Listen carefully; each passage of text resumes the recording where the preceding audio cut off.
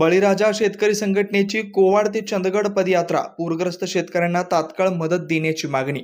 चंदगड तालुक्यात अतिवृष्टीमुळे निर्माण झालेल्या पूरपरिस्थितीवर कायमस्वरूपी तोडगा निघावा याकडे सरकारचं लक्ष वेधण्यासाठी बळीराजा शेतकरी संघटनेने प्रदेशाध्यक्ष नितीन पाटील यांच्या नेतृत्वाखाली सोमवारी पदयात्रा काढण्यात आली। जुलैमध्ये झालेल्या जोरदार पावसानं ताम्रपर्णी घटप्रभा नदींना पूर आल्यानं गेले 20 दिवस नदीकाठ पाण्याखाली होता। शेतकऱ्यांच्या शेतीचं नुकसान लक्षात घेऊन कोवाड ते चंदगड आक्रोश मोर्चा काढण्यात आला। यावेळी आमच्या मागण्या मान्य करा नाहीतर खुर्च्या खाली करा, मुरदाड प्रशासनाचा धिक्कार असो, अशा घोषणाने परिसर दणाणून गेला होता।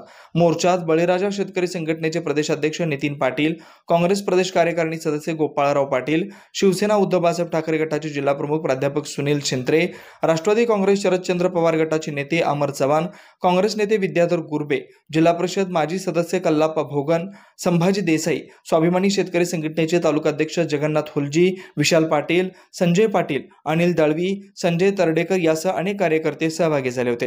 नुकसान झालेल्या भात पिकाला हेक्टरी 70,000 रुपये तर ऊस पिकाला 1 लाख रुपये भरपाई द्यावी, चारा मोफत मिळावा, पुराला जबाबदार बेकायदेशीर बांधकामे, अतिक्रमणे आणि नदीपात्रातील भराव काढणे, पूर नियंत्रणासाठी बॅरेज टाईप नवीन स्ट्रक्चर उभारावं, पुराची कारणे व परिणाम शोधण्यासाठी तज्ज्ञांची समिती नेमून अभ्यासपूर्ण अहवाल आल्यानंतर त्याच्या शिफारसीनुसार कारवाई करावी। अतिवृष्टी व पुरात नुकसान झालेल्या सर्व शेतकऱ्यांची शासनाने 100% कर्जमाफी करावी।